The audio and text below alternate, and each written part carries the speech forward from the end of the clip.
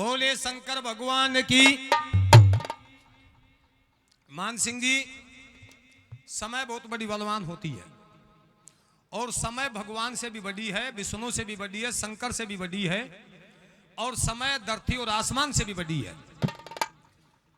जब राजा नल को, एक प्रमाण में यह भी लिखा हुआ है कि राजा नल को स्वयंवर का निमंत्रण लेकर के ब्राह्मण विश्वास पात्र को खंडाती दबंती, लेकिन दबंती का मन में गुरु शिवराम जी थोड़ा सा शक और वहम हो गया कि हो सके जे भाई विपर कोई राजा की बैठा उठमा जाए, उल्ट हो आ जाए तो अपने अंदर और एक से भला दो। जब दबंती बैठ करके हंसराज को याद करते है कि भगवान तू खयो जो को जो काम कर दी, राजा नल ने मेरी आंखा सु देखी को न्यार कदे मैं कोई कना सु प्रशंसा तेरा सु अलावा और कहीं की बात पर विश्वास को न करी।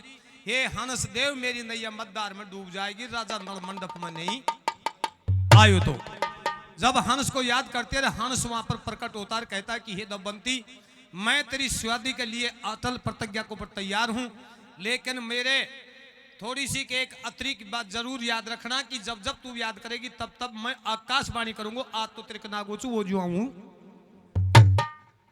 जब हंस के गले के अंदर तीतरी बांधती है, तीतरी बांध करके वहां से हंस चलता है, जा करके राजा नल सभा लगा करके बैठा था। इधर से 10 दिशाओं के देशों में न्योता जा रहा था और पत्रिका को तोड़ करके हंस दरबार में डालता। राजा नल उठा करके पत्रिका को देखता है तो उसमें लिख रखी थी कि कर्म काकड़ो देख लिखोड़ो और मेरी शादी में जरूर फदार जे तू हंस को पति ढूंढोड़ो। अब तू हंस राज का ढूंढा हुआ है, मैं मेरी आंखें से तुम देखी कौन यार, मेरो बाप भी कौन देखियो, 10 देशा का राजा में भी तूने मुकुट समय कदे कौन देखी, मेरो इतनो नेम नहीं मानो है, मेरी शादी में तूने बिल्कुल आनो से, मैं ना गलती खाऊंगी, हंस की सुनी प्रशंसा में तेरे गला में माला डालूंगी।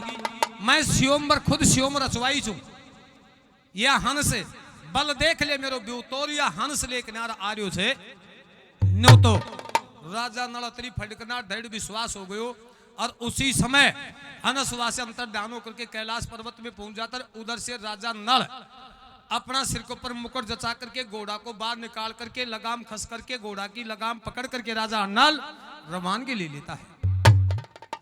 इधर से पूर्व वक्ता बता रहा जिस प्रकार से चलता चलता ब्रह्मा पुत्र नारद अमरावती में जाता है। बोलो मृतलोक में ऐसो सुंदर ऐसो सुंदर अब तक देखो भी कोना, देख भाई की आशा भी कोना।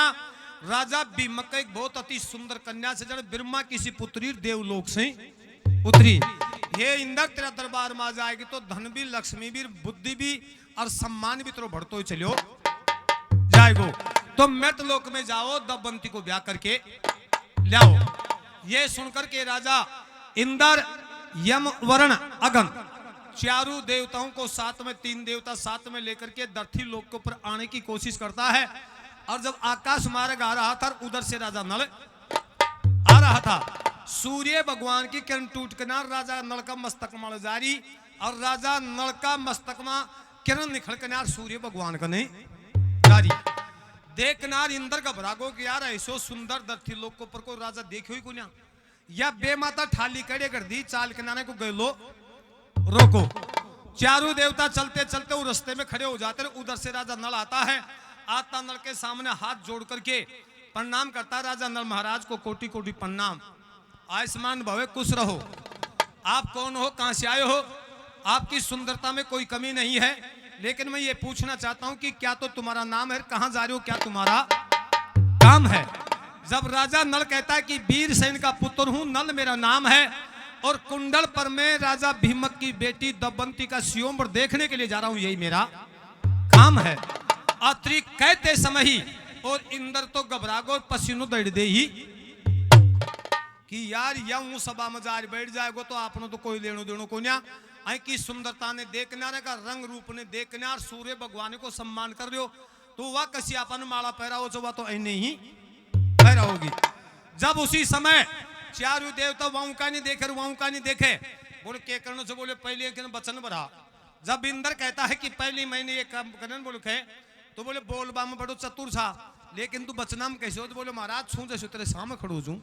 तो बोले सेवा में बोले मैं छू जैसे तेरे सामने खड़ो छू। मैं महाराज तू तो एक राजा है, तू तो एक देवता है, मैं तो ओडे के बच्चों मृत लोग को भी खाई दियो, जी को खायो कौन कह रही हूं, मैं खुद भूखो रही लेकिन दूसरा ने भूखो रहा कोई। जो तेरी इच्छा वो कहो।